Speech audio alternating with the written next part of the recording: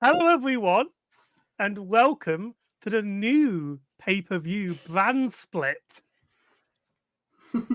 We're the AEW team. We are. We're talking about the promotion that doesn't make us want to claw our eyes out when we think about the political ramifications of its existence. And also, the Yeah. wrestling's not good. If there's any wrestling at all. Exactly. Hi, Bex. Welcome back. Hi. Thank you very much. Thanks for having me back. I'm excited to be here. Yeah. We're going to be talking about All in Texas, which was an amount of time. It was a long one. It was a run, yeah. I didn't really mind it, but that was because it started at 8 p.m. And Well, yes. Like, I was so worried. I was like, I'm going to have to be up until 5 a.m. worried about Tony Storm, and then I wasn't. And yet somehow I was still up until 4 a.m. because I had to have like 2 hours to calm down. Very fair. That match was a lot, and we'll get onto that eventually. We will. It might be an hour long in itself that we just talk about that match. I'll do my best to not make it an hour, but we'll see. I have a lot to say about it as well because I think it's brilliant on so many levels, including the build and like the match structure. I'm like, we'll get into it, I'm sure. We'll get into it. This is All In, the big show for All Elite Wrestling. This year from Texas, because Oasis got back together. Is that the right band who got back together? Coldplay. That's also why it changed, like, how often. Because it was usually, like, later in the year, but Coldplay had Wembley or something. Anyway. A band had Wembley. This isn't about Coldplay. Yeah. This is about the grapples. So this is the first big arena show that AEW have done in the US. It seems to have done well, despite weirdly 5 other shows happening this weekend. Who could have ever predicted that? I don't know. It's weird that it happened, but it's strange these things. Yeah. So there was a pre-show which had 3 matches on it, which I didn't make notes for off the top of my head. There was a match. The 8-man tag with the Sons of Texas. Sons of Texas and the Von Erichs against the Callis family. Shane Taylor Promotions was the Sons of Texas one. The Callis family were against the conglomeration. There was a lot of tag matches in that pre-show. They did the usual big lots of people in matches, and they have a wrestle. Yeah. I couldn't tell you anything about the pre-show matches because I was at my friend's house for the first 4 hours of the show. Fine. They were fine. They did the job. People got hyped. RJ said he was there, as he tends to be. Oh, yeah, I know. Okay, so they put the big show on the pre-show, and then it had him stand, and then someone in production must have gone, he can't stand for the whole thing. He's too tall. I can't get the rest of them in shot. Give him a fucking seat. And then he stood up again. And I'm like... He's so funny. They had lots of guests on the pre-show. Yep. I couldn't tell you who half of them on. One of them was the mayor of the town they were in, the city they were in. Yeah, which, like, sure, I guess we love to play to the local crowd. But his name is also Jim Ross. Yes, very confusing. I'm very confused. And then I guess the Rizzler was there. The Rizzler showed up for the conglomeration. And then his older brother, who is one of them, got pushed over by Trent Beretta? Trent? Yes. Because he was having a confrontation with... Yeah. And, like, that do you all know happened. What? If I have to have the Rizzler on AEW, the pre-show is where he should be. And that's fine. I refuse to look into to who these people are and what they do and what their lore is. I refuse. It There's seems some bad. TikTok thing, and do you want to know what? The only grace I can give is that the dad at least has wrestling training, so I get why. But everything else, I'm like, it's fine that you're on the pre-show. Stay there. Yeah, absolutely. We'll get on to the main card because that's what we're all here to talk about. It And is. we start off with a video package which weirdly ended on Omega Okada as its big focus point. Yeah, which sort of sold that as the main event, which it was not. Side note, the fact that they billed it as a triple main event, that's nothing. We're so thrilled to announce that Tony Storm and Mercedes Moné are in the mid card spot. Like that's what that was. Like Yeah. a triple main event is not a thing. You The can't triple main trick event me. is nothing. Yeah, you're correct. So match one was the Death Raiders versus the Ops. So it's Claudio Yes. Castagnoli, Wheeler Yuta, and guest star Gabe Kidd versus Samoa Joe, Gabe Kidd. Powerhouse Hobbs, and Shibata. These boys had a Barney. Yeah, absolutely. Yeah. All at it. I thought it was a weird. Initially, I was like a weird choice to open the show. I think with the trios titles, like they're fine. I like the Ops. I love big meaty men. That's my favorite genre of male wrestling. Um, but I was like, strange way to open. However, bookending it with the two Death Riders matches, I suppose, makes sense. I think it was to put over the final spot, which was Joe Yes. getting not pulmonized, but like chair on his neck. Yeah, So getting that taken in out. the main event, when it happens to Osprey, it felt like it was like you like okay, there's a continuity of this takes someone out completely, Yeah. and it sounds like Joe is gone for a couple of months because Yeah, I he's think he's in doing Twisted Twisted Metal. Metal. He's the body of the clown Which character. I'm also curious now to see if Osprey's out for a while. Weird. Maybe he's tagging in his wife so he can go back to That's what and I raise think. the I kid think for a there's a bit. chance that Alex Windsor's going to get a real big push, so he's tagging out for a couple of weeks or whatever to go home and hang with the kid. Because I Which, was like, gonna say, where's the kid? If you just yeah, left him at I home. worry about their kids. I have to assume they have something figured out. I hope he's well, but it's very funny that they were like, yeah, so that we can, like, be with the kid. And I'm like, did you bring the kid to Texas? Wild. I If suppose you it's the summer didn't, what a holidays. dick move. I know. If my parents were pro wrestlers and they were going to their biggest show of the year and left me at home in London, I would have words to say. However, I suppose it's the summer holidays. They absolutely could have. Yeah. Anyway, so this match was built around Gabe Kidd is a madman, and Yeah. but he refused to fight Joe. So the whole Yes. match was kind of constructed around Shibata and Powerhouse Hobbs doing most of the work because every time Gabe was going up against Joe, he tagged out. So we got Yeah. I think they're building to a Gabe Kidd Joe feud because Which I would enjoy. I don't particularly care for Gabe Kidd, but I do love to watch Samoa Joe absolutely stomp people out. So that would be very satisfying for me personally. That's my Uncle Joe. I love him very much. yeah, he is the coolest person in wrestling. He's so cool. He That didn't do nope his spot he walkaway does where he's spot. just like, I love it. It's my favorite spot. It's so good. Yeah. It makes me pop every time. Claudio continues to be like every time I watch him, I go, oh, I forgot he can do this. He's so good. He's so powerful. He's so good. He sent I really Powerhouse Hobbs into the fucking sky. I know. Which like Powerhouse Hobbs, not a small man. Quite heavy, I would imagine. It was super Insane. impressive. And Yuta got an absolute smacking that match. That's what he does now. He's just sort of become a little pathetic wet cat, and you know what? Doing great at it. Yeah. So the Ops win.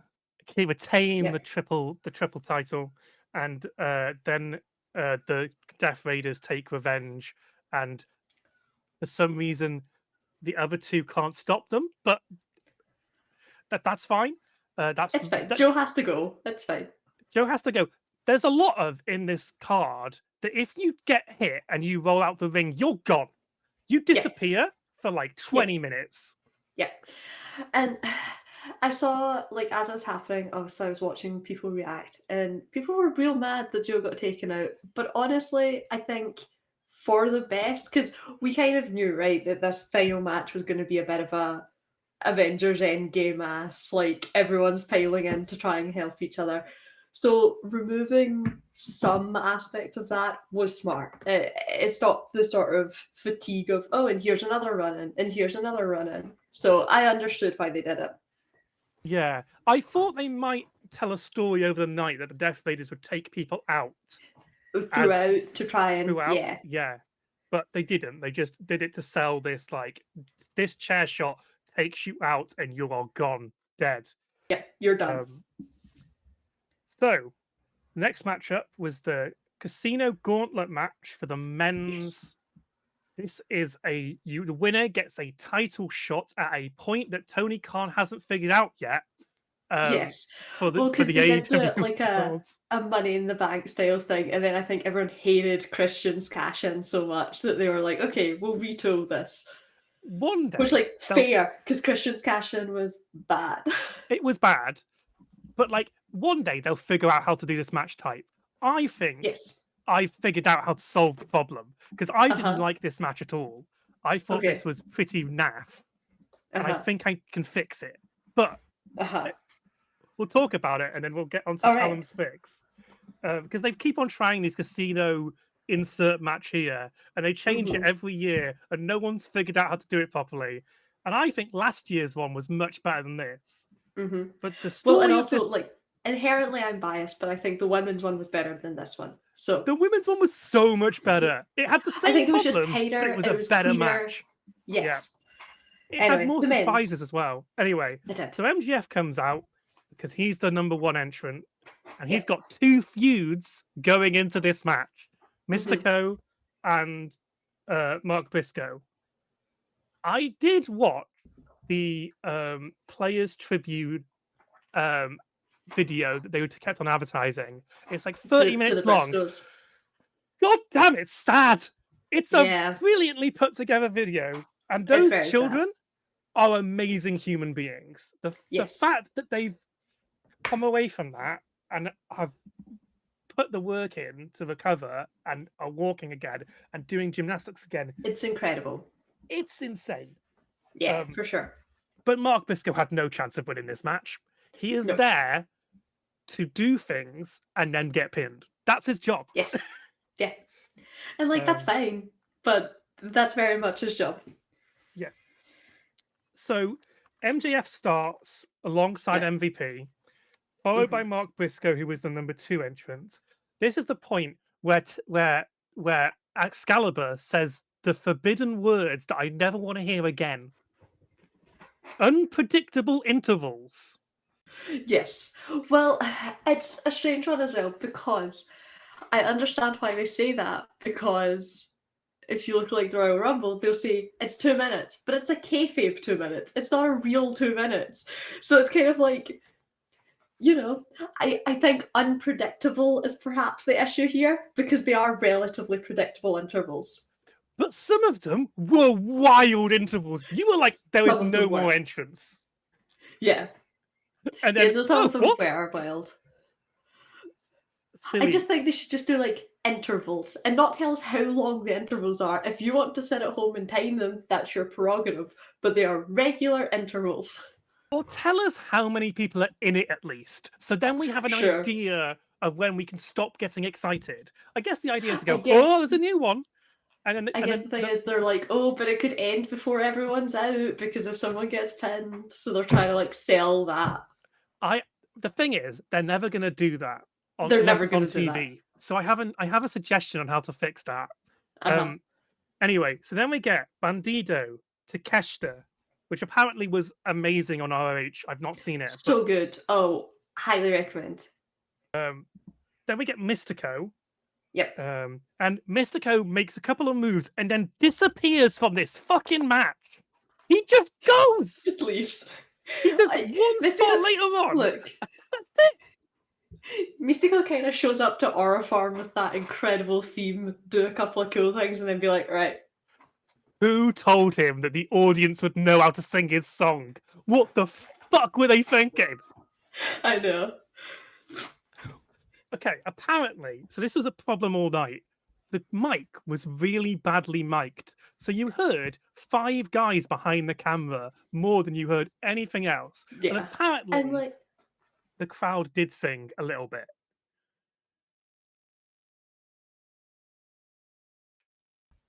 all night, that crowd was hot. But I feel like we didn't really get to lock into it until the triple main event when you started suddenly hearing them all roar, and I was like, oh, hello.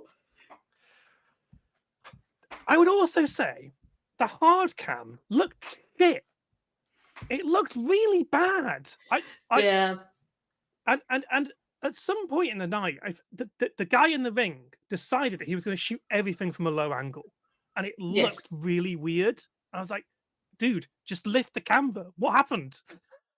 It's a really long show and they must be really heavy.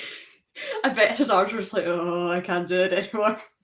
The women's main event was really bad for it because shooting them all from that angle just looked a bit dodgy. Boys. It's a bit dodgy. Anyway, then we get Josh Alexander, Anthony Bowens.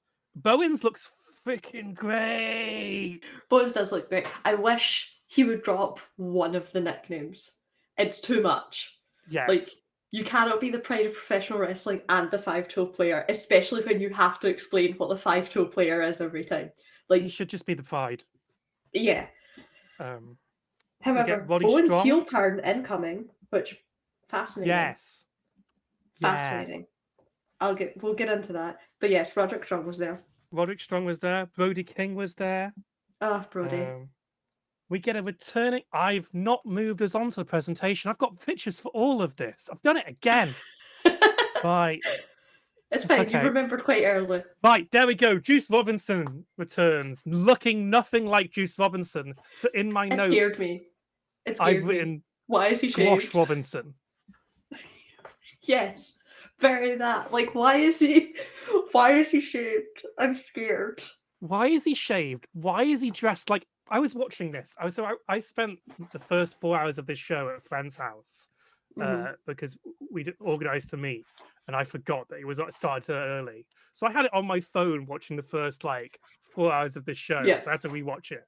But my friend turned to me and went, "Is that like Discount Undertaker?" Because he looks like he's trying to do Baby Undertaker, and I'm like, oh, buddy. And I was like, what's happened? No, that's Juice Robinson. He's really good. He looks like someone gave him his rabies shot and they shouldn't have. Like, why? Why are we trying to do a clean shaven thing here? I don't know. Look at your wife, man. Get more feral. So then we get Ricochet, who came out earlier, but I've got it wrong in my notes. Got the Gates of Agony to help him, which I think is a collision angle, right? Yeah. Yeah, he's been trying to gather a gang because he's tired of other people having people. And he kept saying he was going to get a crew, so everyone thought it was going to be crew, and it was not. It was Gates of Agony, and I'm like, oh, sure, fine. We get one half of the Golden Lovers, Kota Ibushi. Oh, Kota, nice to see you. You know what? I think his last 2 appearances have been better than anything else he's done in the last 2 years. Yeah, he's been looking really good. I'm glad he took the time and is strong coming back. Yeah. Then we got the CFO's boyfriend, Beast Mortos. Listen, if you're going to have creative control, you might as well push your boyfriend. But I'm saying it right now so that no one gets on my case. I'm joking. I know she does not have creative control. I muted it on Twitter because I was sick and tired of hearing people say it. The thing is, he's good and people like him. And I'm like, he's really good. You know what? He's really, really good. he must have Riz under that mask. Because he's apparently the most handsome man in the world. Like, it's so impressive. So yeah. And then we get the final entrant, which was the biggest letdown, which was intentional. That was the joke. But it still was a bit like, you had Nigel McGuinness last year, and now you've got Matt Yeah. Caster coming out. I did laugh though. Like, I know why they didn't, because I don't think it would have been a satisfying payoff. But objectively, the funniest thing they could have done is had Max get to the ring and instantly someone pins him and it ends the match. But there wasn't much after Caster. There was a little bit of in-ring No, between not much. Roddy and somebody. Can't remember off the top of my head. It's Roddy and Briscoe, because it's then Max who runs in last second. Not Max. Not that Max. MJF. Runs in. Maxwell runs in and takes him out and gets the win. Yes. So we've got Max going after the Triple B again. I don't know what the B is in Triple B. He calls the belt the Triple B, and I don't know why it's called the Triple B. It's just called the Triple B to Maxwell for some reason. It's a great question that I have never thought about, because every time MJF speaks, I'm just like, yeah, okay, man, sure. My brain hadn't. I hadn't even clicked that I didn't get what he was talking about till now. I was like, what the fuck do you mean the Triple? Anyway, it's going after Triple B. Perfect opponent based on what happens later. Oh, hold on, I've remembered. He used to call the world title the Big Burberry belt when he had it. Oh! There we go. Good. I knew there was something. I was like, there's something in my head about this. It's that. There we go. It's the right choice going forward with the new main event picture. Yes. I just need Maxwell to stop winning Casino Gauntlets. That's fair. You know what? That's fair. I understand. He keeps winning them. I think him winning that made me so sure of how the main event was going to go that I felt much better. Like, I was very sure going into it. I was like, if they book this main event wrong, it's done. It's over. But they didn't. Because, of course, they didn't. Because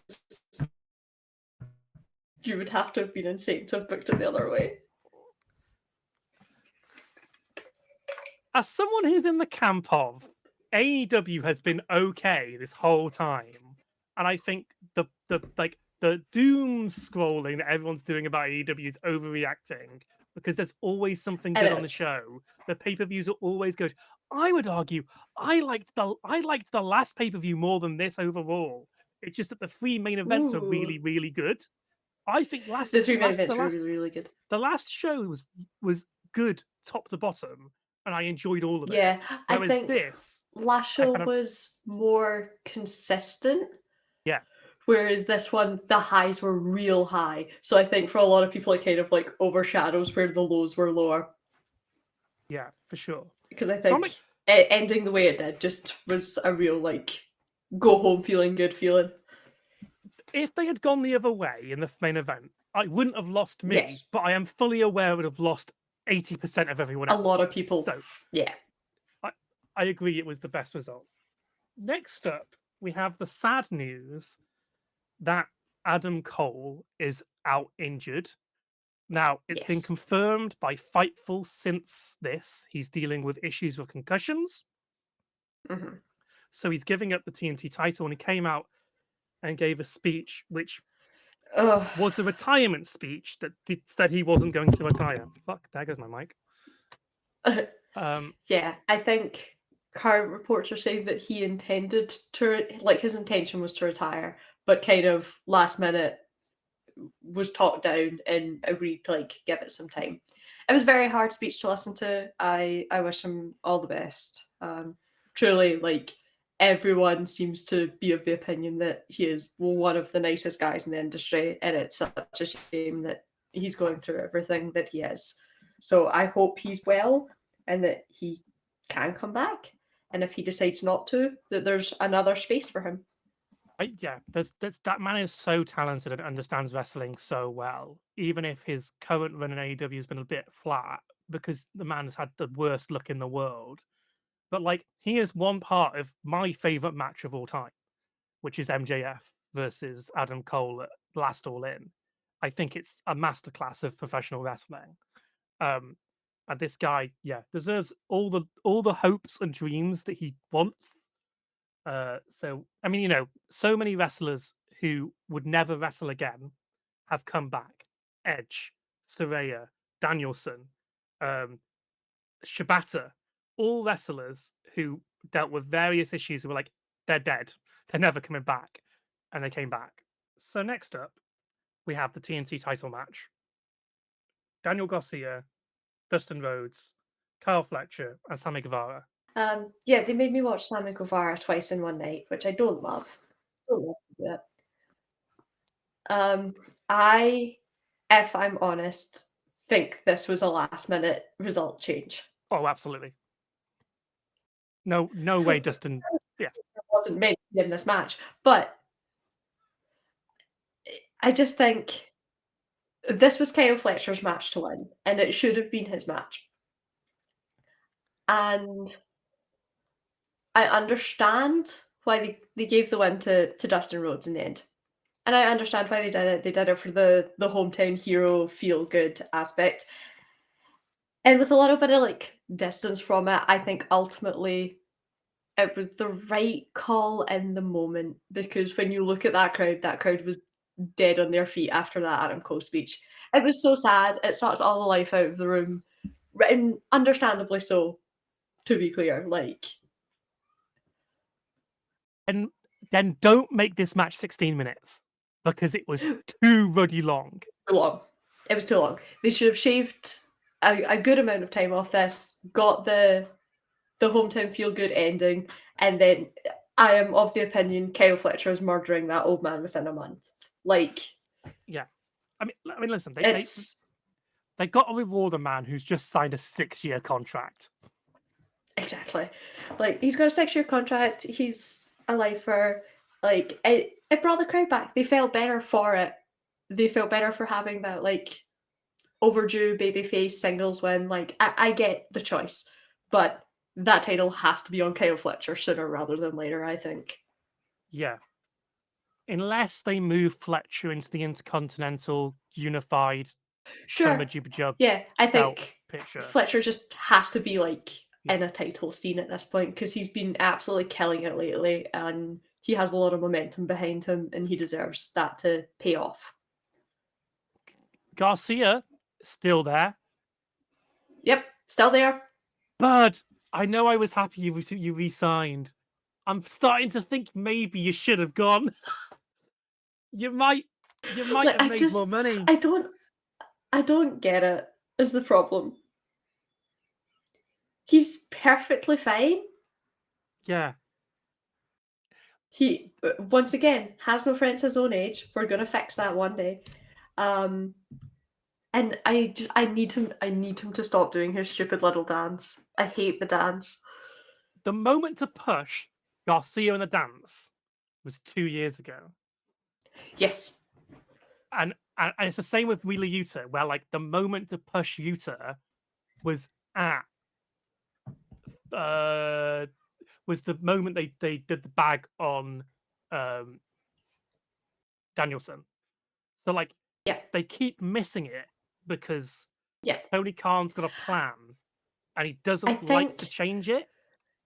no. But he did this time and it's for the better. And I'm just like, I feel like there's scope here.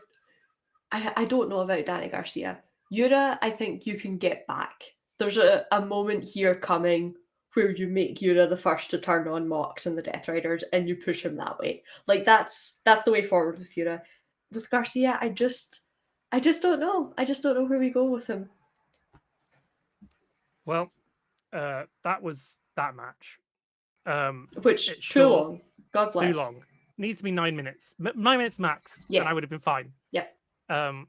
Next up, we had Will Ospreay and Swerve Strickland against the Young Bucks, for the EVP status. Yes. The Young Bucks came out on a boat and had another On a little. boat. Some people are like, this gimmick's rubbish, and I'm like, this is great. No, it's really funny. Like, it makes me hate them in a way that I'm meant to hate them. Like, Yeah. they're insufferable. Will Ospreay remains an absolute loser with his Assassin's Creed entrance. Dark. This Absolute one was loser, rubbish. man. The one at All This one In was a last bit year rubbish. gives me chills every time I watch it. Sometimes I'll just go, you know what I need to do? I need to watch the intro video to that match again Fair. about 4 times in a row, and it just makes me Yeah. go, oh, so good. It's so good. This one wasn't great. Swerve got to come out to Ain't Nobody, which was lovely. His old indie Yeah. music. And it was performed by Jojo Offerman, who Yep. is the widow Also lovely of to see her. Bray. Yeah, she's great and she's really talented. Yeah. And I hope that AEW, if she wants to stay in the wrestling world in some form, let her do what she wants. Space to do that. Yeah, because the reason that she left WWE is because they were like, you can't go and do other projects, and then she was like, well, I'm going then. As she should. And well, we know AEW has no problem with letting their talent cut about doing whatever they feel like. Yeah. This match was best tag team in the world versus 2 of the best wrestlers in the world. Yes. Who aren't a team, but together they might be able to function as a team long enough to take out the Young Bucks. Yes. And look, I imagine it has garnered a lot of the criticism that all the Ospreay Bucks matches get, which is like, oh, it's just like sequencing, it's just athletics. I don't get. I had fun. It was fun. Everyone looked wonderful. There was story here. There's been so much story going into this, so much story in the match. The Young Bucks, hot take, are actually really good at telling stories in the ring. It's just not. I would have thought. Anyway, the Young Bucks, whether you like them or not, are quite possibly the best tag team wrestlers in the world. They are just so good at it. It is what it is. And there's so much continuity here. Oh my god, the spot where Ospreay accidentally hits Swerve with the hidden blade, and Swerve is smart enough to go, he didn't mean it.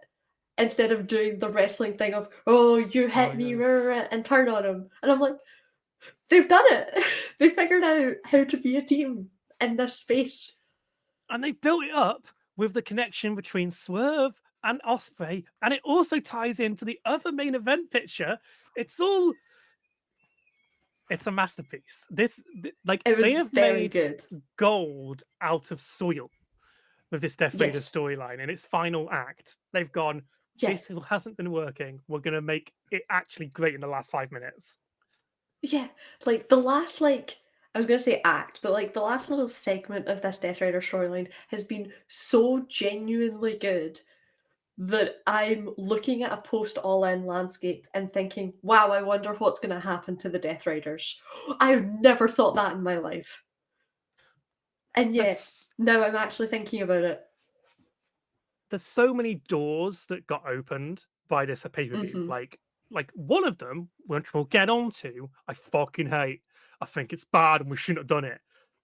Or we should have done it in a different way. But apart from that, everything's exciting. Yeah, exactly. And also, the doors that are opened are not necessarily the ones we have to go through. But I love this, feeling of so many things have been wrapped up. And now I'm like, oh, there's places to go. Yeah. But this tag team match was wonderful. I thought it was so much fun. Probably the second best match of the night? Possibly. Maybe I would maybe do third, but that's because I love a death match, unfortunately. Joint second. Sure.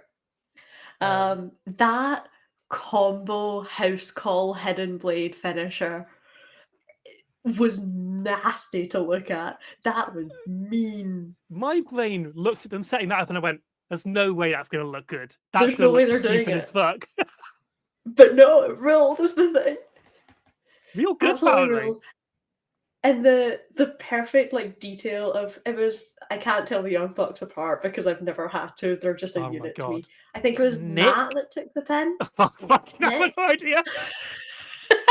Either way, whichever one of them took the pin was kneeling in the middle of the ring, and you could see him reaching out for the tag, but it wasn't there. And then boom, that finisher came in, and I was like, delightful. This was beautiful to look at. Good job, everyone involved. Yeah. And so the idea wasn't that Will and Osprey would become EVPs, but apparently on the AEW website they are now listed as EVPs. Well, it got removed, so I think someone's just mucked it up. But the idea of them being EVPs is very funny to me because I would love to watch Osprey trying to book shows and sort of like, no, no, we can't I do love this. the idea that he comes out with a neck brace and like, I can't wrestle, I'll be gone for a while, and then someone comes up with paperwork and is like, sorry Will, I need you to sign this. Yeah, can you just like sign off in the booking for the next week of shows? And he's like, what? What's What am happening? I I doing don't here? understand. You've done this before. Objectively, that's. You run Eve. This is just the same as that, but bigger. I want to watch Will Ospreay work ring crew on Collision because I think it's funny. Like, That'd one be of the so. That's such a good gimmick. It's such a good I know, gimmick. one of the best wrestlers in the world, and they've got him sweeping the ring. Like, I just think it would be funny. That's what this should have been for. EVP, or you have to be ring crew for the next year. That's so funny. God, it would have ruled. Whatever. Right. Next up, we have the women's casino gauntlet match. Finally, the We women. started. That's also what I said. Finally, women. Women, I've missed them. There could have been another women's singles match on this card if I'm gonna criticize, you know? You could have cut the tag match because anyway, yeah, there should have been a women's match in this card somewhere, but they did put them all in this, apart Yes, from so many. one absence, which upset me deeply. But yeah,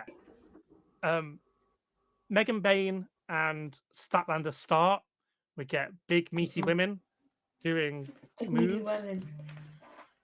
The- Delightful, alright. It's been a while since I watched Statlander wrestle because I don't watch AEW as weekly as I should. She's incredible.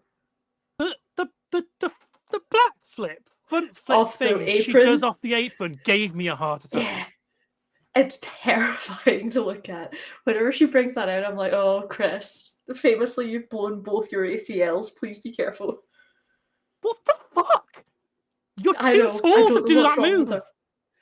She's so tall. She's blown out both her ACLs, and she's still like, probably fine. And I'm like, you're a freak. God bless. In the most complimentary way possible. It looked incredible, but also terrifying. I mean, Bex got to meet Statlander 2 weekends ago. did. New Eve International Champion Chris Statlander. They did mention She's it a on delight. commentary. They Heard did. it on It made me very commentary. happy. I was like, I was there. I saw that happen. I've booked tickets to the next Eve show, which is the weekend of Forbidden Door. So hopefully I can Yeah. afford to go to Forbidden Door, or I've got an Eve ticket if anyone wants it for 50 quid. They haven't announced the rest of the talent, but Julia and Sky are both there, which wonderful. Love to see my spooky girls. So the rest of this match was filled out by Willow, Ty Mello. Oh, sorry, no, because this is important. So Megan Bain came out with Penelope. Then Chris Statlander came out. Then we get Willow. Then we get Ty Mello with Anna Jay. This is a running theme. Lots of people had seconds. Yes. Which, actually, while I'm here, because I have beef, their tag name is TJ, but her name is Ty, and therefore that tag name does not work because their names don't rhyme. Upsets me every time.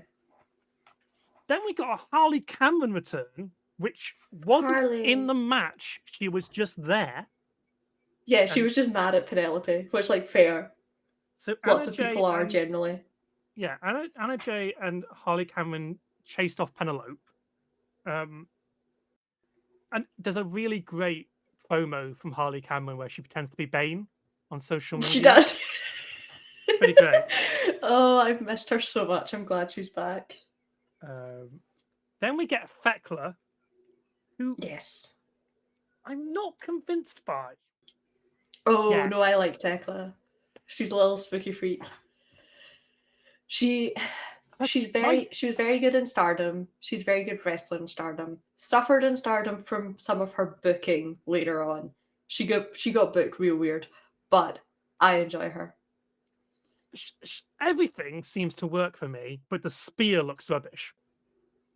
Yeah, I think her spear look her like standard spear can sometimes. She does a sling blade spear that looks a bit better. She should be doing that more. And I know that move would Yeah. kill half this roster, but it It would, but it yeah, looks very good. And I need her to start doing the little spider walk she does. yeah. At the minute, she's just doing it as like an aura spot. Um, but when she was working it in Stardom, she used to use that as a way to like dodge like lariats and things. And I need her to start folding that in because it's cool as hell. At the moment, I'm just like, okay, your spider, and my brain goes, well, this is just Bray because I'm a big Bray person. So I'm like, Yeah. I'm not. Again, I don't watch weekly necessarily every week. So when she's appeared, I've gone, Mhm. all right. And she was originally meant to be. Apparently, she was meant to have a singles match on this card. Originally, Yes. the plan was her and Jamie Hayter were going to have a singles match on this card. They could have still done Queen Alamara and Her and Queen Aminata are very quietly having like one of the best mid card feuds AEW's done in a while. Because quite frankly, there's no motivation. Aminata just hates that freak. And I think that's wonderful. And also they um, both like work really stiff and it looks great together. Like they're both clearly willing to go at it. we then got our next freaky girl, Julia Hart, accompanied by her girlfriend Sky Blue. They hold It's their true. hands on their way down Commentary to the keeps ring. I know. Commentary keeps calling them sisters and they're liars. They're roommates, clearly. Um, Truly. Queen Alamala came out. Then we get Mina Shirakawa, followed by Yep. Athena, followed by Thunder Rosa, followed by Seiru. Am I saying that right? Suri. Suri. Suri. Yeah. Suri. Who I know nothing about other than that she's here now. Yes, she's wonderful. She's from Japan. She just left Stardom to, well, literally today she went for elbow surgery for an injury she's had for a long time. Crazy. But she's also, I know, She, she's but also doing she was just in this, and she had a match with yeah, she was Valentina. also, she also wrestled in Ring of Honor just before this. So clearly it's a minor injury or doesn't impact how she works. Um, but she's Vessels also are doing an broken. excursion, so I think she'll probably hang around AEW for a little bit, which would be Yeah. lovely. She's a very good wrestler. Her and Alex Windsor had a singles match in Eve for the IWGP Women's title, and it was excellent. Would I, recommend. I have it bookmarked to watch. And Yes, then it's very good. finally Alex Windsor came out. Of course she does. Uh, and yeah, she got a big pop.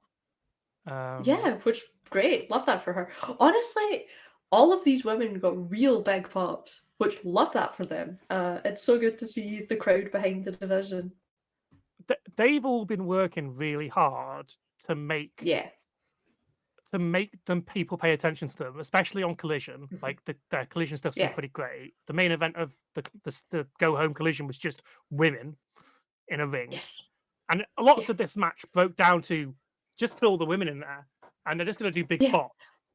And I criticized so the lead up to All In, the booking for the women did seem to be here's an all-star 8-man tag, go feral. And they just kind of did that like 3 weeks in a row. And I was like, sure, I guess. However, I suppose it had the intended effect of those women were consistently on TV leading up to this. And therefore, everyone was like, oh, I just saw her. Or, oh, I Yeah. just saw them do this cool thing. So retrospectively, I understand it, even though it made me mad at the time. And also, there's lots of little setup relationships and feuds going Yes. on. So you've got like Yes. Beckler and Julia Hart are having a little bit of a flirt off. Yes. You've got Which I saw someone post, they were like, oh, our Tekla and Julia just flirting by like staring at each other across the ring, and Tekla retweeted it, and I'm like, so yes, wonderful. You've got the like mini tag teams that are forming, and you're like, Yes. okay, you could do a women's tag belt, and I think you would It probably have enough exists, and teams. I think, well, someone asked Tony Khan about it at the scrum, and his response was, yes, they are intending to do it, but he was like, if I had introduced it before this pay-per-view, the brackets I had would have already had to change. So I think he's waiting for a little bit more stability in terms of signings, injuries, things like that, which I Yeah, understand. You need a decent depth of field. but the women are putting the work in to build Yes. character and build Mhm. people to get behind, and like the fans do get behind them, which I think Absolutely. is, and you know what they've also done is set up perfectly a title picture for the for Mercedes to go back into, because she hasn't Yes. faced everyone now like she had No. before. There's the big name of list of people that she has beaten, and about half of them weren't in this match. So Yeah. like, There's a lot of like different faces in that match that I'm like, okay, so now we're in a space where it's easier to put her back in that picture without feeling like she's already mowed through the whole division. yeah, Athena picks up the win, which Yes. As she uh, should. Delightful.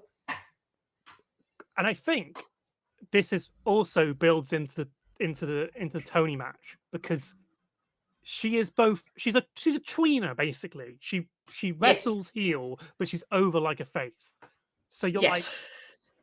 like, okay, this doesn't tell me who's winning the women's match, because Well, either see, way I works. was convinced. I was convinced that this meant Mercedes was winning because I was like, well, they're going to run back Athena Mercedes, which was an incredible match. So, like, I'm happy to see them run it back one day. But I was like, Mercedes has won. It's over. It's done for. This is it. My life is done. Which is also exactly what the entire build to that match has been doing. Exactly. Um, Exactly. But yeah, I really like this match. There's a lot of fun spots. I enjoyed Mina thinking she had won because Sky Blue tapped out, but Sky Blue was not an entrant in this match, so it did not matter. there was too many people not in this match It made but me it laugh. was That funny. one made me laugh. Yeah. I enjoyed the pin half was did Alex pick up a pin? I think Alex picked up a pin on Surrey and every woman just piled in the ring to crash into them. Also Yes, fun. that's what it was. Yeah. Yeah. Um, And also a little tease at Alex and Willow, and I'm like, give me Alex Windsor Willow Nightingale match right now. I need to see it instantly. they did the good Rumble thing, which is set up a bunch of mini feuds or like Yes, potential matchups. Because you got absolutely. Shirakara and, I'm sorry, I still don't know the new girl's name, Sorry. but like Yes. Tui, like they probably have history, I'm sure, but like Yep, they've they got some but stardom history, so seeing them like do singles yeah, face off was Mina was so excited she was there, seemingly. she was. Um, Oh, I love Mina. She's such a sweetie. Thunder Rosa got a good showing. It's nice that Thunder Rosa seems to be back in the Yeah. AEW like mind frame. She's always a Yes. bit I think the coming or night going. before as well, her and Athena had a fairly decent like match on Super Card of Honor, so that was good to see. Um, and yeah, I was very delighted to see Harley back. I assume Harley will do a little mini feud with Penelope, or they'll bring Anna back in and they'll do the end to that Yeah, Megan they seem to be putting Anna and Penelope thing. Harley together. Yeah, I mean, I'm not a huge Ty Mello girl, so I guess that's better for me. She definitely And yeah, exists. she definitely exists. She sure is there. And frankly, let Tekla and Aminata do like stipulation matches. Let them do a dog collar match. Let them do a Texas death match. A 2 out of 3 falls. I don't care. Like, I just think they deserve to like get to try and kill each other. Because like they're practically doing that anyway. We might as well just make it a match type. Like Okay. Great. That's the best pitch we've had all night. Next up, I hated this. I thought this was shite. I was mad about this. The So we Hurt have Syndicate are very good, but also it's done. We're done. the Hurt Syndicate versus Jet Speed, and last minute in an addition, Christian Cage and his son. Yeah. Okay, so fundamentally, the match, watchable, completely fine. Jet Speed sold like they were going to, and the Hurt Syndicate won. It's just that Christian was also there for inexplicable reasons. Well, yeah. And And like, I called it as soon as they got added. I was like, Christian's gonna take the pin. Nick will be mad at him. We'll do the breakup of the patriarchy, which is fine. Like, all intents and purposes, that is a perfectly fine angle. But I'm just like, I don't know. Would I have they liked appeared this in the last match if week of Jet Speed had won? Maybe. I don't know. the last week of booking, because this was a match between Jet Speed and Hurt Business for 4 weeks. Yes. And then Christian showed up and went, "Don't worry, guys, I'm here to give you a story." And I'm like, no, but because it was fine before. yeah, and like, I think there's a lot of criticism over the Hurt Business aren't selling. Sure. I think my bigger issue is I don't think the Hurt Syndicate has helped the tag division. That's already in a bad way. No. Yeah. It needs competitive matches between lots of Yes. good teams. It needs Which is FTR why I and was excited that Jet Speed came along because, like, I think both Kevin Knight and Speedball are very, very talented, and they work very, very well together. So I was like, okay, this could work. imagine if instead of this we had Jet Speed versus Private Party. Would have been fun. I would have enjoyed that. Like they've buggered the tag division, and Yeah, the only tag way to division. fix it is FTR. Yes. Who were on the pre-show. So, however, They were on commentary. coming back and, like, you know, it'll be fine. But that's why I was like, FTR have had a heel turn, which, for all intents and purposes, I think has gone very well. They suit working heel. It looks good on them. So I'm like, if Jet Speed had picked up the win here, we would have had a really fun and compelling space to do a face-heel rivalry in the tag division that could have sold a lot of things really well. However, the status quo remains, and therefore this felt like 19 minutes of my time wasted. Also, Hope was here, yes. Yeah, then we get the angle, which so my hot take is I think the patriarchy is a really fun gimmick. I think it's stupid. Yeah, I think it's good. Funny. It's offensive in just the right kind of wrestling way. Yes. And yeah, like Christian Cage is going around telling people that their dead dads would hate them. And that's funny. That's fine. He was all of our dads, and that was great. Like when he took over broadcasts of AEW Dynamite and was like, "I'm going to give you what you want," it was fantastic. The man was doing some of the best heel work in the company. And then they went, and now we're just going to have this repeating pattern of no story. And suddenly, Coach's not injured anymore. And they just have completely thrown away all the promise of the patriarchy's final blow-off to do a Edge and Christian reunion. Yeah.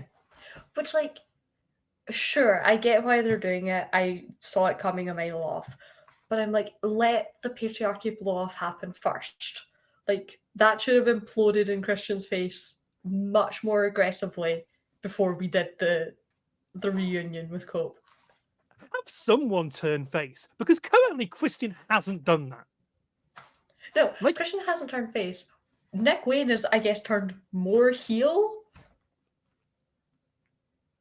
And I think a Christian face turn could have worked if you'd had a year, like a few months of Christian genuinely trying his best for Nick, and Nick constantly being like a shitty little son.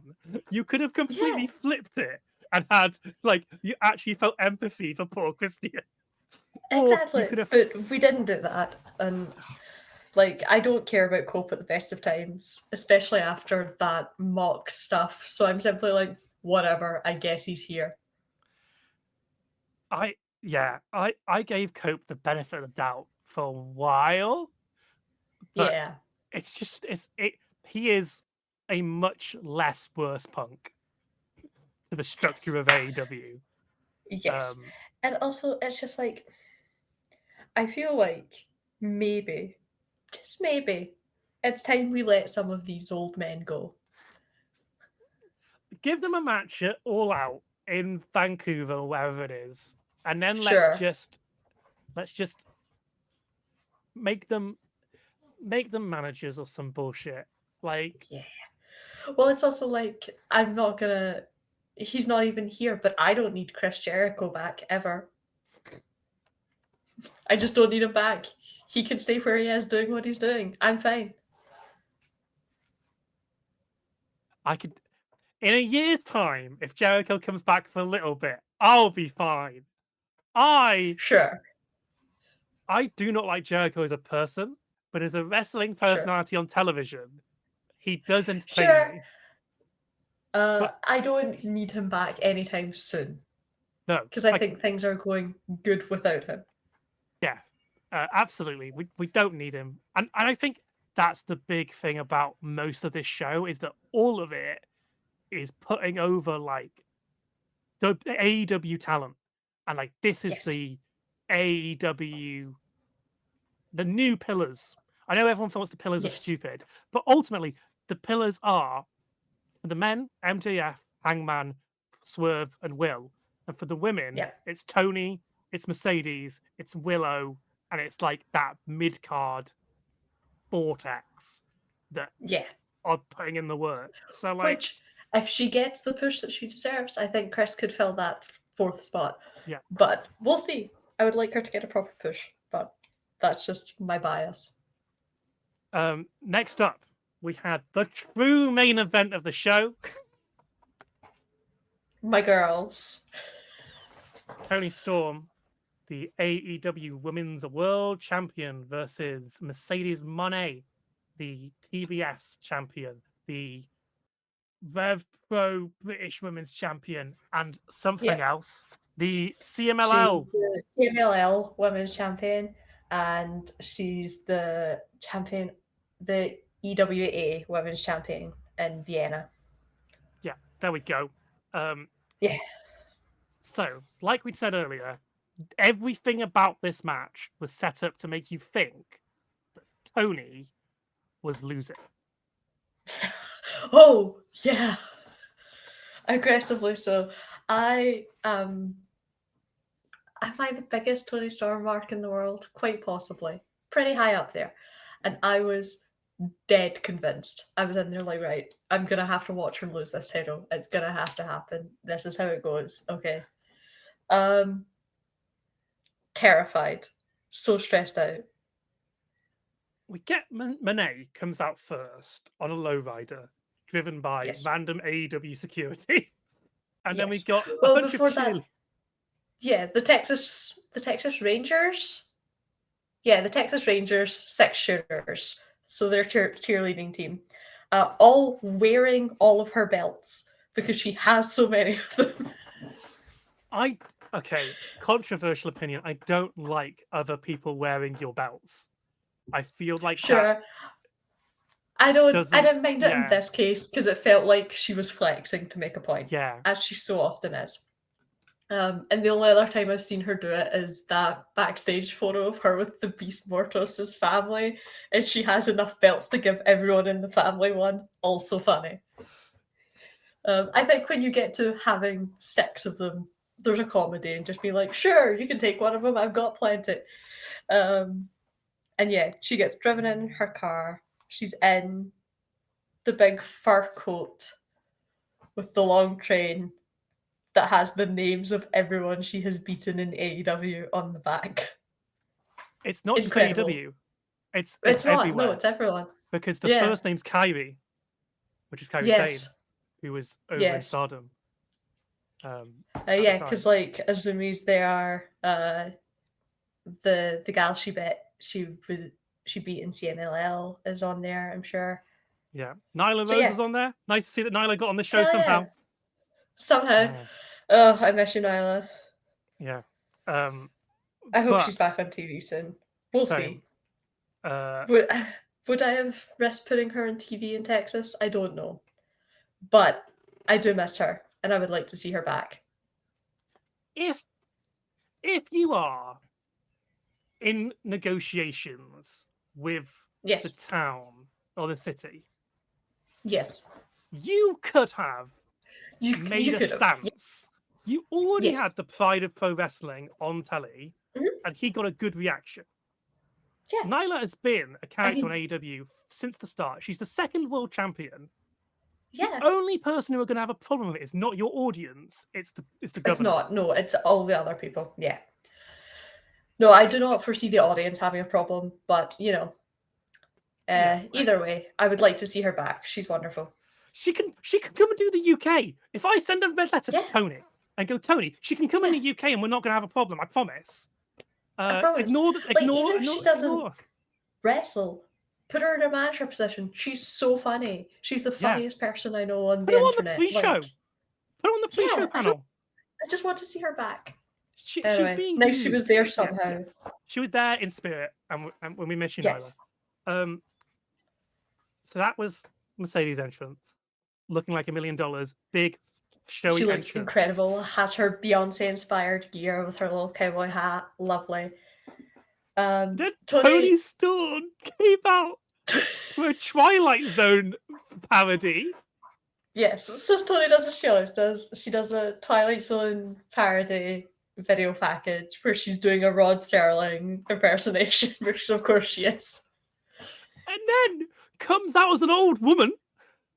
Yes, well, she's ripping on Charlie in the Chocolate Factory, I have to assume, because she does the bit of like coming out with the cane, tosses it away. Like, see? I didn't get it. I couldn't figure out what it was. I'm like, this isn't Where is Carmen Sandiego, which I really liked as a gimmick. No, she's doing a Gene Wilder. Okay, and then she miraculously isn't old anymore, and you're like, no, this she's is a not comedy old. She's intro, and you're like, she's not winning. This is silly. She's not winning. Like, well, and also it's a comedy intro, and also the Twilight Zone video package. This whole build, Tony keeps talking about dying, and I'm like, you have to stop doing this. You're stressing me out. She talks about becoming a ghost. She talks about it being like her last memory, her final legacy, like all of this, and I'm like, man, okay, fine, I guess she's not winning. Comes out, does her comedy bit. She has this epic line in the build-up, which is like, "You're afraid of dying. I'm afraid of dying like a small death, or like a less epic finale." Oh yes, she does. It all comes down to that one moment when we step in the ring together, and you realize that you're afraid of an ordinary life, whereas I only fear an ordinary death.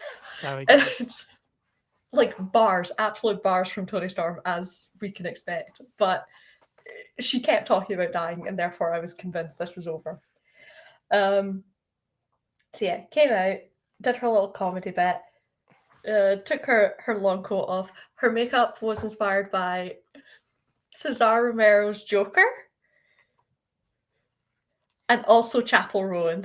Those were the pools that her makeup artist used. Right, okay. That's why she had the lopsided lipstick. Yeah.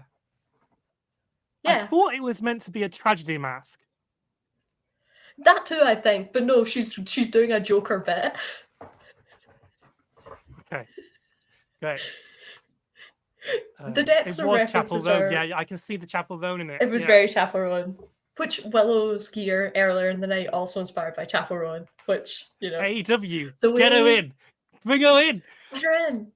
The way Sabrina Carpenter has a chokehold on the NXT women's division, Chapel Rowan has it in the AEW, and I think that says it all to me. No shade on Sabrina. Love you, girl. Just get better taste. It's fine. So So this match was just brilliant from start to finish. it's so This is good. the best Mercedes match in AEW. It's Yeah. one of Tony's best. I don't know if it's actually Tony's best, but it was bloody close. I think it's potentially Tony's best, like, pure wrestling match. I think things like the Hollywood ending and like stipulations like that might outdo it in terms of story, but in terms of pure, just like all graps wrestling, this might be it. Yeah. Weirdly, I really like the Jamie Hayter final match for the last show with Mercedes Moné, and I think Mercedes was more Yes. explosive in this match. This was way Yes. more technical, but didn't lose the crowd. It was No, it was really good. She had like some nuclear heat. And like I know part of that is also because Tony is so stupidly over that kind of it was gonna happen. But crowd was hot for this. yeah. The story of the match is Monet doesn't have Tony's number, but she kicks out of everything. Like Tony Yeah. is in control of the match, apart from the times where Monet gets her into like technical submissions or Mhm. strikes her at the moment she wasn't expecting. But like Tony keeps on having the match won, and then it just doesn't end. Yes. And it's also so fascinating because, like, of looking at the build, I don't think the build was perfect, but I think looking at the match now that it's over, I see the through lines they were building. And that was Mercedes was on commentary for a lot of Tony's matches. Mercedes spent that time trying to play mind games with Tony by having steak dinners and like making fun of her and tweeting about it and whatever, rather than watching the match. And because she didn't watch the match, that's how she kept finding herself on the back foot and having to kick out of a fence. Whereas you got the sense that Tony maybe didn't have Mercedes' number so much, but knew her offence. Like every time Mercedes goes for what does she call it now? The moneymaker, the submission hold she does, the crossface. You see that Tony forces her to either she can't lock her hands or she lifts her hip in a way that's like forcing her to transition into a different hold, a side headlock, an STF, something like that. Because she's like, no, you're not getting, I am not letting you lock me in that because if I do, bad for me. Yeah. And it's just, it was fascinating. Even like, she's the first so person it started to kick with out them of the, locking up. Oh yeah, she's the first person to kick out of the bank statement, right? I think so. Maybe the second, but certainly the number is very, very low. Yeah. There was an armbar, yeah. which I got a picture of, which is a Of course. move. It's because it started with the two of them like locking up, and they stayed locked up for a real long time, and then went back in at it. Got out of the ring locked up. This has been, the really boring Moxley matches where he's like trying Yes. to wrestle a proper match and it's just not getting over the crowd. Edge, They did that this is what he wanted to and do. it worked. Yeah, this is what he was trying to do. Because they were locked up and the crowd was like screaming for it. Because you really got the sense that I think it helped as well that like they have been kept so far apart this entire time. So that first lockup, you felt the energy of, oh fuck, it's happening, okay. And yeah, out of the ring, locked up, going up the stairs, still locked up. And there was a moment on that apron where I was like, they're gonna try and get through the ropes like this, and I don't know how they're gonna do it. But we got some really fun like character spots here of like Mercedes sits in the rope and like opens it for Tony and is like, get in the ring. And Tony just looks at her, rolls under the bottom rope. Which made Mercedes furious. She was so mad. And lots of paint me like your French girl poses. Yes, with her tongue out, because of course she did. She's a menace of the highest degree. That reversal later in that match.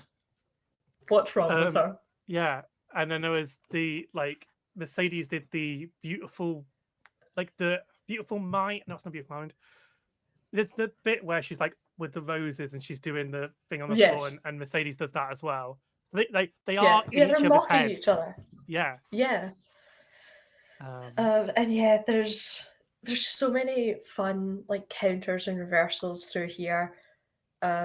Obviously the reversal where Tony gets Mercedes up in the air and then just puts her face between her legs for no good reason. Love you, Tony. I've been fascinated by the way that people have been talking about this spot, because I don't think anyone's equipped, apart from maybe you, Bex, to talk about what that was. She got in the bushes. That's all I'll say. And like some people are going, she bit, and I'm like, that's not what that was, my friend. I'm sorry to inform you. No, she very much did not bite. Mercedes has a shriek of terror that made you think it was a bite. It was not. She was just in there. And who's surprised? Later in the media scrum, she did in fact compliment Mercedes on keeping her lips clean, all 4 of them. So thank you, Tony Storm, for the confirmation that everything's all good down there. Mortos must be pissed. Oh. Truly, like, but I also think like there's an angle to it that's so fascinating, because this match, they have built it with, let's be real, some insane homoerotic tension. They've been sniffing each other and in each other's necks and hair and whatever. But it's Mercedes who kisses Tony first, and it doesn't work. Tony does not get thrown off by it, and quite frankly, it's because I looked at her and I'm like, Tony does this like every week. Like, you're not going to get in her head by doing this. Yeah, like, you're not going to get in her head by doing this. If anything, she's just like, all right, glad that's on the table. Like, you gave me. Listen, if it's where we're going, I'll take it a step further. Yeah, but it's like, it's Mercedes trying to turn Tony's own arsenal back in her and realizing, oh fuck, it doesn't work, and having to adjust from there. And it was just delightful. There's so many good spots. The 3 back-to-back Storm Zeros that then she kicked out of. I was like, that's it. It's over. There's no way that the Storm Zero is the least protected finisher in the world. The least protected finisher.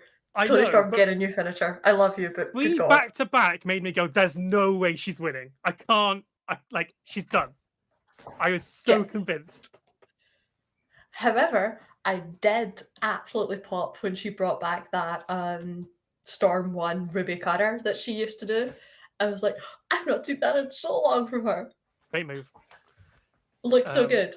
I'm like, bring that back. I miss it. Like, I understand Mercedes still kicked out of it, but like, it looked incredible. Yeah, it builds and it builds up until Tony gets Mercedes on the top rope, gives her a snog, and then Storm Zeros her into the ground from the top rope.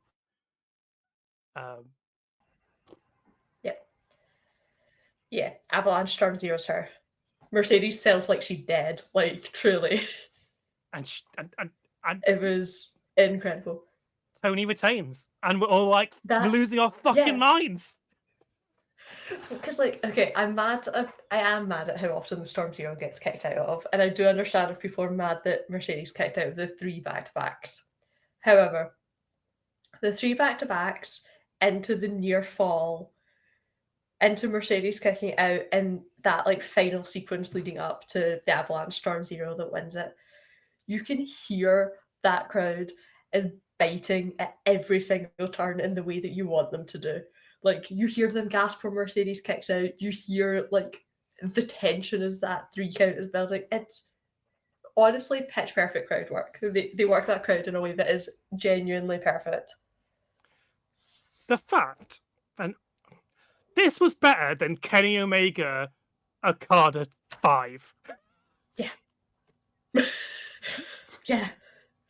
Obviously, 7 years in between, but like, this was about as good as, in my opinion, this was almost as good as the Kenny Omega Okada match in like psychology, performance, storytelling, and like the moves.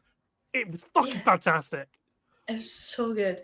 And also just like all the little details. Like, I've watched this match a lot already. It's not even been that long. I've seen it like 3 times. It takes 7 of Tony's finishers to put Mercedes away, and that is 1 for every belt she would have had if she won the world title. she finishes the match 7 times to make up for all those titles. And I'm like, God, that's good. Like, they're just so good. And also, that spot where Mercedes has her in a submission and Tony stands up and like leverages Mercedes under the ropes and then just lifts her and clocks her neck off the bottom rope. Ow! Ow! Nasty. So good. Yeah. We could talk about this match for another hour. Unfortunately, we do I have 2 genuinely other would. matches to get to. But yeah, Yes. what a match. They correctly went, Tony Storm has been the highlight of AEW for a year. Yeah. She deserves the big win on the big stage. We might get a rematch of this, and Monet I might wouldn't be win mad. it. But I wouldn't be mad. And also, I broke Tony's all-in curse. She's lost the last 2 all-ins. Like, she deserved to win one. the character started I'm all not... in. So, Exactly. Like, it was the full I'm circle. not sure where we go from this, because obviously we have Athena in the wings. We have Forbidden Door coming up. So we might have a different opponent at Forbidden Door. Who's the current New Japan Strong Women's Champion? That's a great question. Let's find out. Is it Azumi? It's Azumi. It's Azumi, yeah. Oh yeah, because Which, considering Azumi is the person who made Tony remember she could fucking wrestle, would be a very fun match. Yeah, it will either be that or whoever the starting champion is, but yeah, we won't know what the Forbidden Door card is until the day before. we They always won't know build until Forbidden we're Door sat really in our badly. seats in the O2, probably. Yeah. Classic. But yeah, I'm curious to see where this title picture goes. I'm hoping we get to see Mercedes go on a generational crash out run and start dropping belts all over the place because she's spiraling about not being able to win the big one. Yeah, that makes sense. That's the logical decision to go on. She has a Rev Pro defense at the end of the month, so I'm curious to see how that goes. They do have an anniversary show a month later. Yes. So I wouldn't be surprised if she retains there and drops at the anniversary, but I'm curious. Which, shame, because her one at the end of this month is against Sapphire Reed, who is lovely. She's a very good wrestler. But also very young, only 20. Absolutely killing it in the indies. These young'uns. Fucking awful. How dare they be so young and talented? It's awful. How dare they? Well, this was like everyone talking about Tony and me being like, she's not 30 yet. Like, she's not even 30. How old's Tony? She's 29. Yeah, right? Doing absolute, like, generational character work. And she's not even in her 30s yet. She's like only a couple of years away from me. That's really distressing. Oh. It's so scary. Right. Moving on. Before I have to end this. Next up, we had Kenny Omega versus Kazuchika Okada 5 for the United belt. What's it? Is it just called the United belt? I did not watch. The Unified title, I think. Unified. They've called it. Yes. Sure. Right. So Okada. So the issue is, I didn't watch this on the night because I was so lost in the sauce of Tony Mercedes that I had to go and lie on the floor for 10 minutes. And by that point, I was like, there's no locking back in. I need to just like take a minute. For general like listening context, Tony Storm won that previous match, and I cracked a cocktail can down the whole thing, then lay on the floor. Like that was the energy. So I rewatched this the following morning when I could actually pay attention. That's fair enough.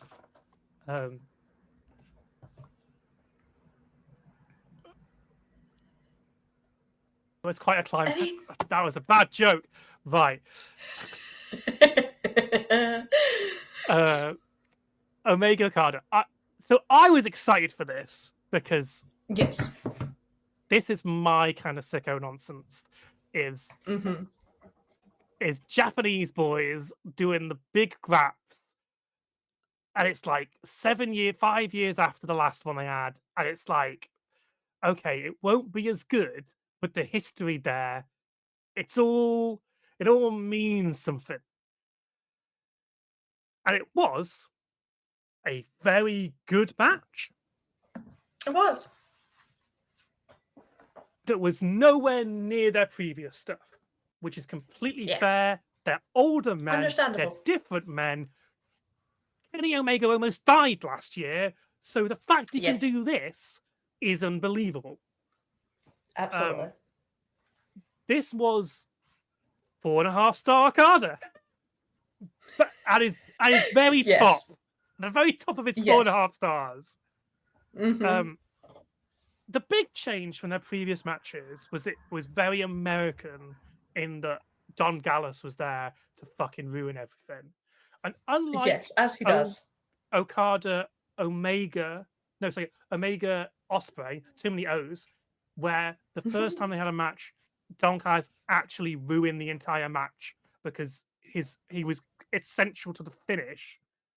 Here, Yes. his interference took part of the match, didn't take away from it. Yeah. Like, I still would have rather to have no interference, but I understand that this is what Don Callis does. This is why everyone hates him, and, that's the point. Again, this is the classic Omega puts everything he can in, and Okada will either just withstand it or have the perfect counter. Like, these two guys know each other so well, they counter moves Yes. they haven't even thought of doing yet. Yes, it's so good. I love seeing like those historical feuds come back because you get the sense that, oh, these people really know each other. They know what they're going to do. They know when they're going to do it. You have to break out something either so tough that they can't withstand or something surprising. The drop kick counters, the V triggers, there's a drop kick that Kenny does from the top rope that looks fucking brutal. I don't know how Brutal, yeah. anyone survives that. I know. Yeah, I really enjoyed it, and I had and it did feel like older men trying to relive their glory years, one last fight, but Yeah. it didn't have a finality to it that makes me No. think they're going for a 6th, Possible. because it felt like the ending kind of came out of nowhere, which is kind of Okada's whole thing. Is it just pulls the Rainmaker out and he wins. Yeah, that's your done. But yeah, Yeah, I'm not interesting. sure. I'm not sure how it'll go going forward. I was rooting for Omega. I'm not surprised Okada won. Omega's got to go and film Street Fighter. Yes, true. And I also, to be fair, I loved a lot of the psychology of obviously they use Kenny Omega's medical history to their advantage all the time. But things like when he did the perfect crouch wrath but then couldn't hold the bridge because his core's too weak now. Things like that, the little touches, I was like, oh, actually, very interested in the through line of that. I enjoyed that. He does the Danielson, which is he wrestles like all of his injuries are still going to kill him, and I hate it. Yes. I hate it because I'm like, no, I don't. It's very want stressful. You to... Please stop. It's very stressful to look at. You're very good at selling. Well done, boys. Now would you just could smile? You be less good at it, please? I'm a little stressed out about it. Could you forget what leg is injured for 5 minutes? And that would be great. Please, because I don't love this. Switch injury. That'd be really good, Switch leg, you're injured. So that and the crowd doesn't notice, but I notice. So I'm like, that's fine, they're fine. Exactly. Yeah. But no, God. they do not. And then I'm stressed until they're like, no, they're fine. And I'm like, cool, I got worked. If Kenny didn't have to leave, I think Kenny's the right Mhm. choice for champ because he'll have better matches with people. Where the big criticism Yes. of Okada is that he'll show up for Kenny Omega and Kota Ibushi, but the rest of these lads, he's like, who are they? Ah, Who are they? Three-star No. Okada's showing up today. He like sort of locked in for Speedball, but only like halfway into the match when he realized that Speedball was good. I feel like his opponents have to do a load of work to make it look good. Him care. Oh, and Yeah. maybe that's just Okada style, is that actually he lets his opponent do the work, and his character is, I'm going to let you do whatever you want, and I'm just going to have the perfect answer. And that is his character. Yeah. But it does Yes, mean but that unfortunately, it does look like he's just not trying for a lot of his matches.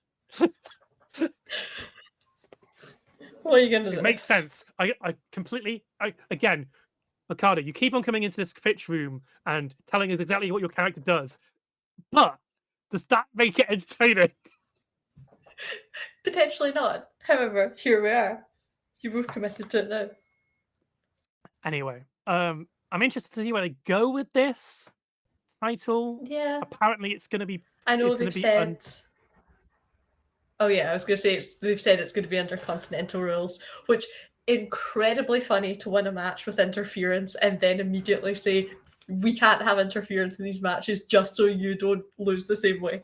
Very funny bit from Okada, actually. It's mad to me every time I see him. Don Callis still has the scar from that screwdriver spot. So funny. Man. I love when you can see just like a little scar from something, like a spot that someone did, and I'm like, oh, mucked it there, lads. Anyway. Like, I'm not going to Fed name her because I don't know her like that. But the artist formerly known as Mariah May,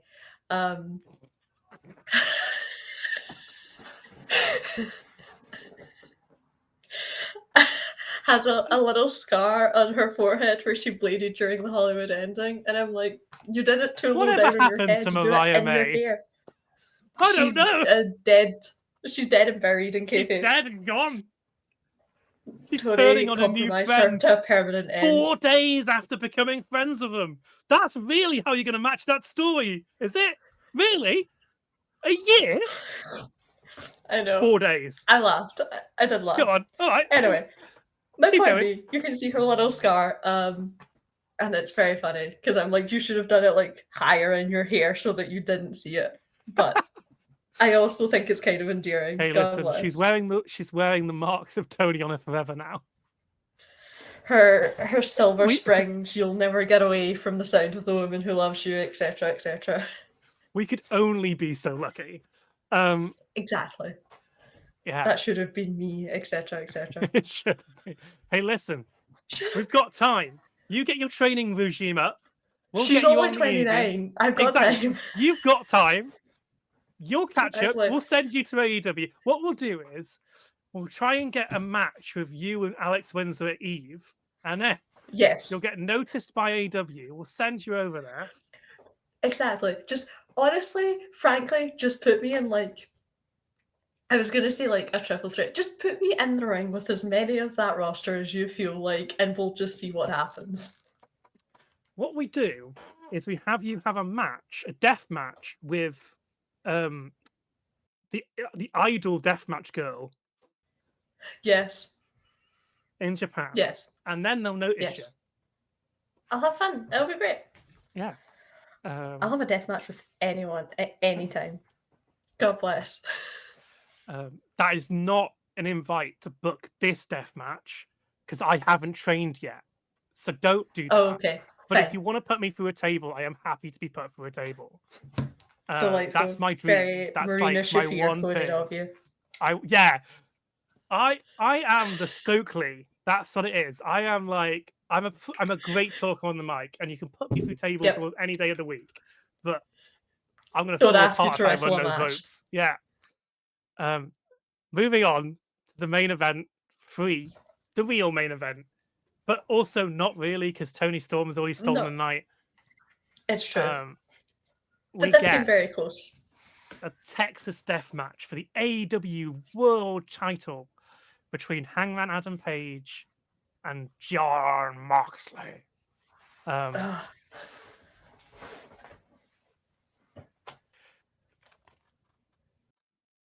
Yeah, this was the perfect ending.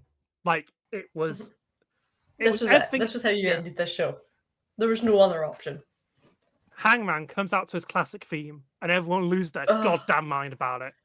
They did the wonderful camera choice of the cameras focused on the heel tunnel, and then at the last minute it has to snap because he comes out through the face tunnel, and everyone loses their minds about that too. They have like a lady whistling and a guy on the guitar, and you're like, are they mic'd properly? I can barely hear it. Is this what's going on here? Hangman's in his tan and white gear, so you know A, he's gonna bleed, and B, he's the good guy. Yeah, this was very much like the it's, you could say the last 3 matches had cinematic qualities. You had Tony and her kind of cinematic everything she does, yeah. Omega Okada is like 2 old rivals at the end of their run having one last fight. And here we have the black hat and the white hat cowboys facing off in an all-out fight. One of them who has finally completed his redemption arc. Yeah. Incredible. Incredible. This was when this was first announced to be a Texas Death Match, part of me was like, I think it's a shame we can't beat Moxley clean. I was wrong in retrospect of watching this match. I think there's it had to be like this. Yeah.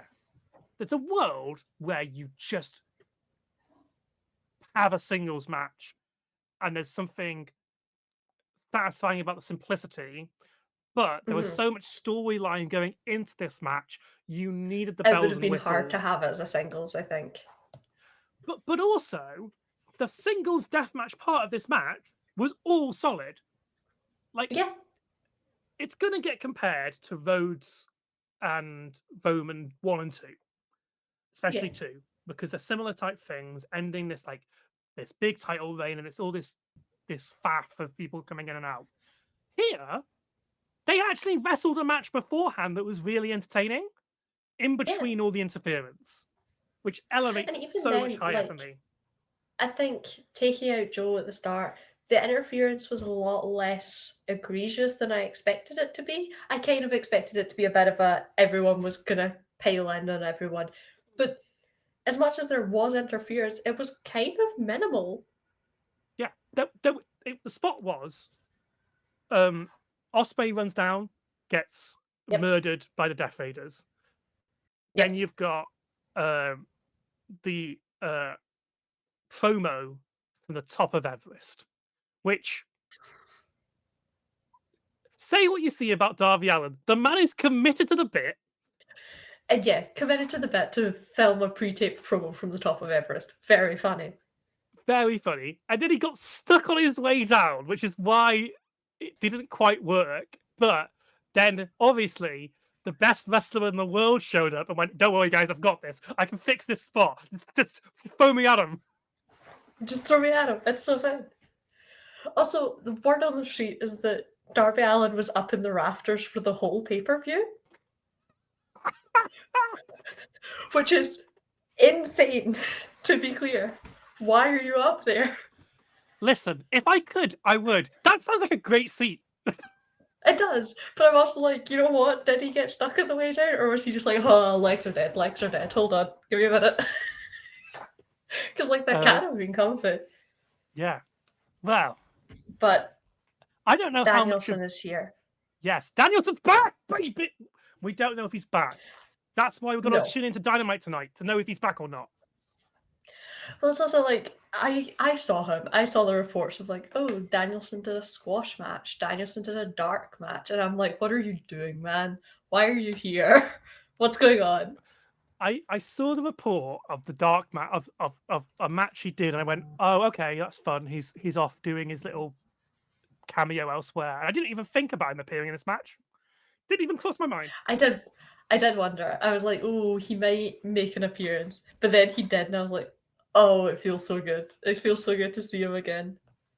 I popped massively. Like, when I went to Me see too. AEW in Cardiff, we did a Mhm. yes chant before we won the Yes. title. And it was like, I've never felt that before. That's a unique experience.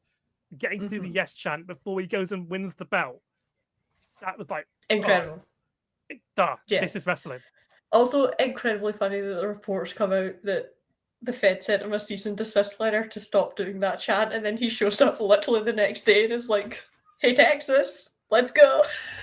It's a stupid thing because They and can't then, control it, and yeah. also people will be doing it regardless of whether he does it or not. So, what are you gonna do? So Danielson and Darby take out the Death Raiders, and they are wiped out from the equation. But we still got Marina Shafir, who got put through a table earlier. With the Death Valley driver that looked nasty. For some reason, Mox is like, "Get me the belt! Get me the belt!" And Yes.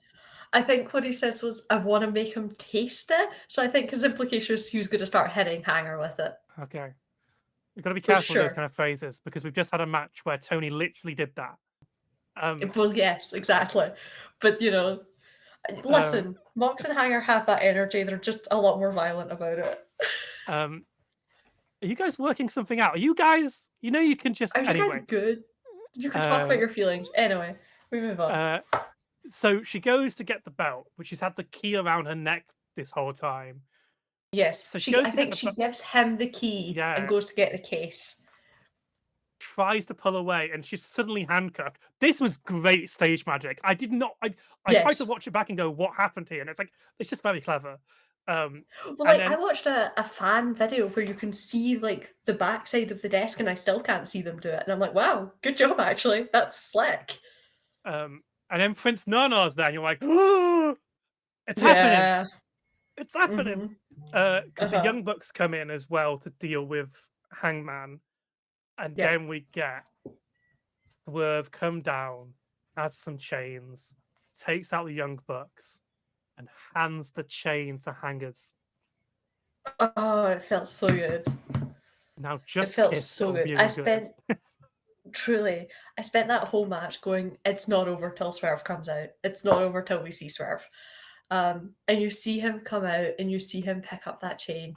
And like you know it's going to Hangman, but there's still that little bit of doubt in your heart of like he could turn on him, like it could.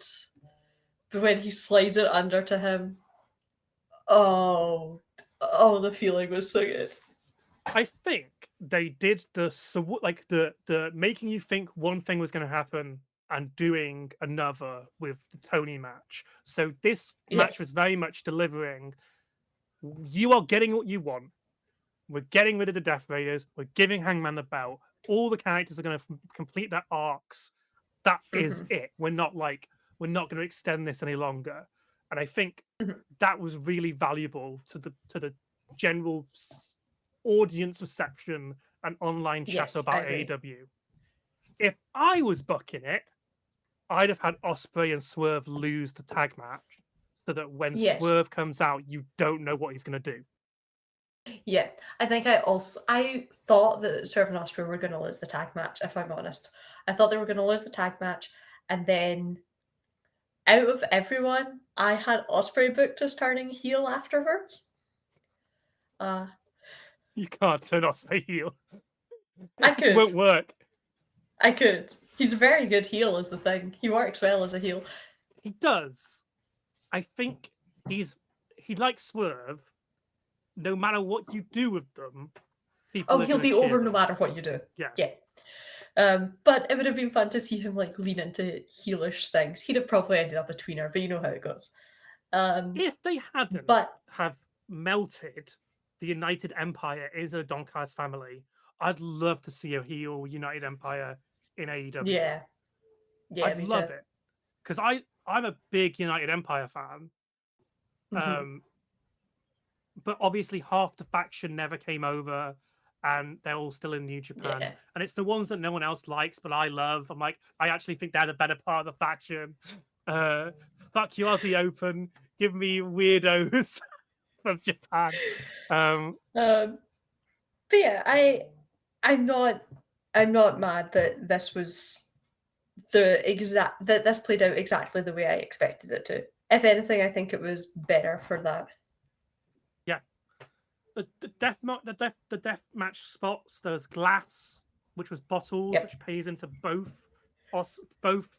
Hangman and Mox's own issues, which was really nice detail. We had within like a minute, Hangman pulls a fork out of his boot and stabs Mox in the head with it, which was delightful. They both fork each other. You know? Yeah. Forking. That's Classic. what kids call it these days. It is. It's true. There was lots of blood in this match. It was very difficult to find pictures I could keep. Fair, actually. Yeah, no, it was a bloody one. And I've said it before, I'll say it again. Unfortunately, I am deeply, deeply compelled by Marina Shafir, and I don't know what it is. Like, I just don't know what it is. Do I think she's a good TV wrestler? No. I think she's an actually very decent indie wrestler. I've seen some of her indie stuff, and it's pretty good. I don't think she's that great on TV. However, she will take a bump from anyone about anything, and I think that's beautiful.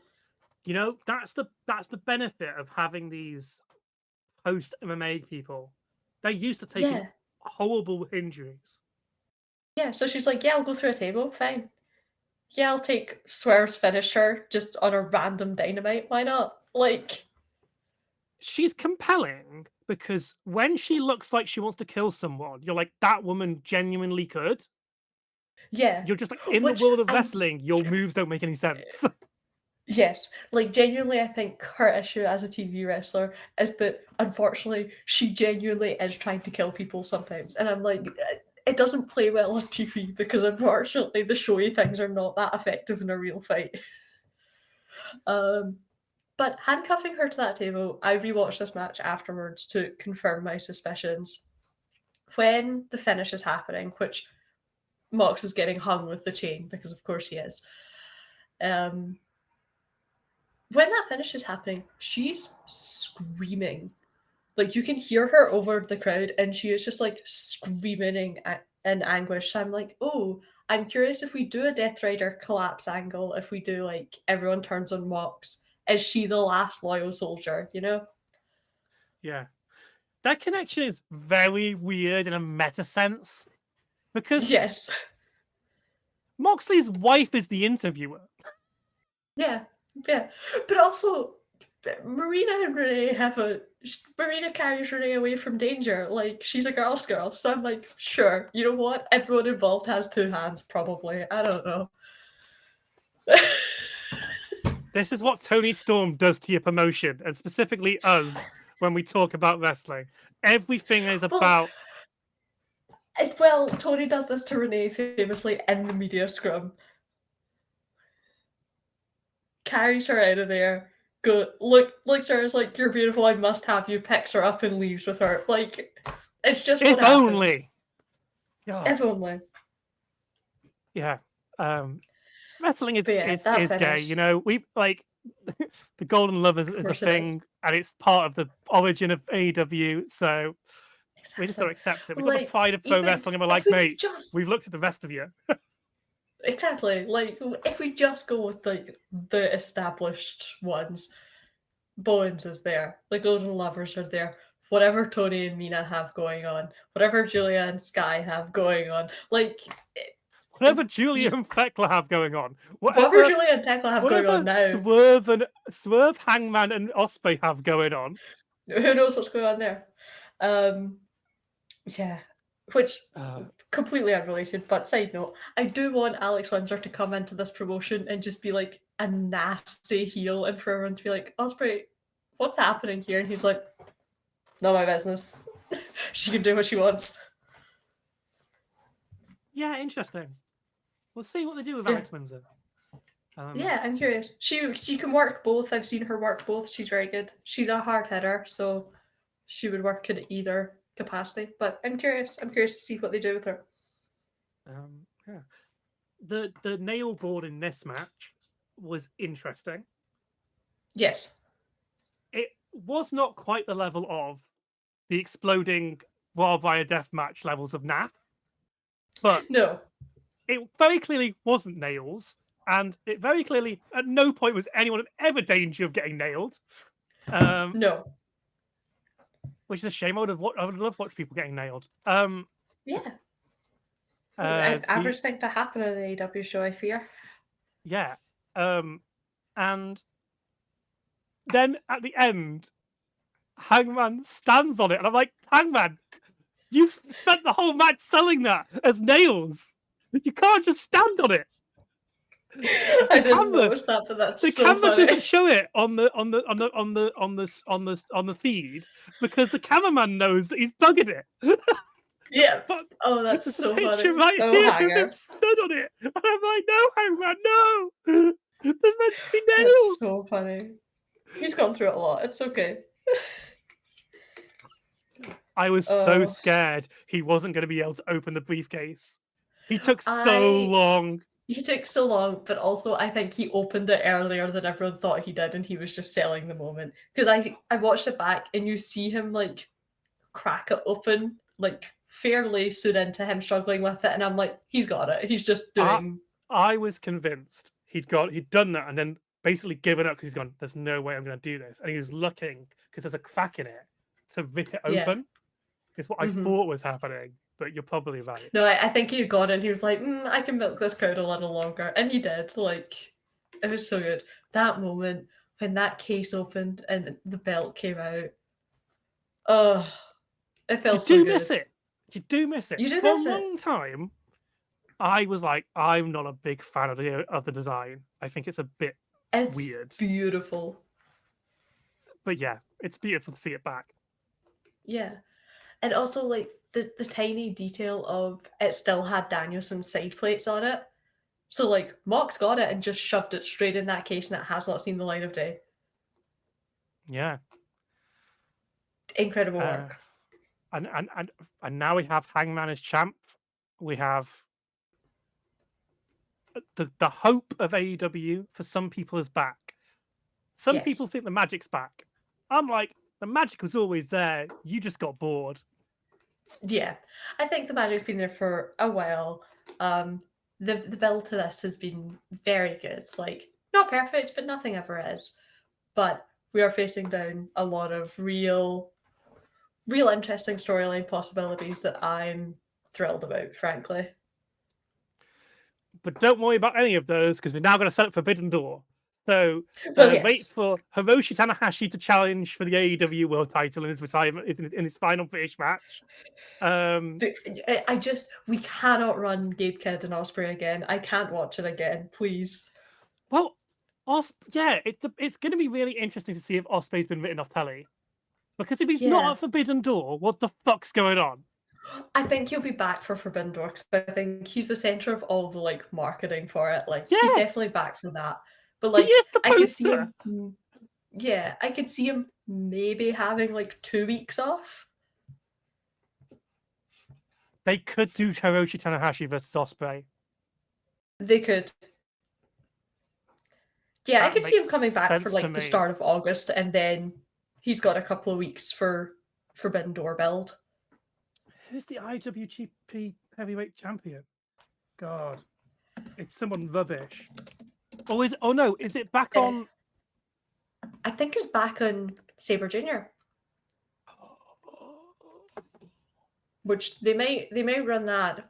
Although again, they've done that loads. Not in AEW, but like that match has happened a whole bunch. They could do title, but they could do Hangman versus Sabre Jr., but no one's going to watch that. Only I'm going to watch that. I mean, I would watch that, but yes, I understand. Me, you, and Danielson, we sat around. Everyone else in the O2 will leave. It was just the three of us, like, watching. But yeah, I mean, Danielson's back. Maybe they could run back Zach and Dan. I would like that. That would be very fun. Yeah, we've got Forbidden Door set up coming. I'm curious to find out how these Casino Gauntlet title shots work. Yeah. Because I don't know if they're going to stipulate when you can cash them in, if it has to be like a certain I don't know. event. We'll find out. They could save it for World's End They could. if they're doing one this year. Which, to be fair, then does not negate the possibility of that being a Mercedes Athena match. Yeah. Which, again, would be more than happy to watch them run it back. That was an excellent match. I think because they gave us the Tony win here. Yeah. You can do what you can kind of do whatever you want going forward. Yeah. And we'll be on board because we got the big moment. I love Tony. I love her. She does not need that world title.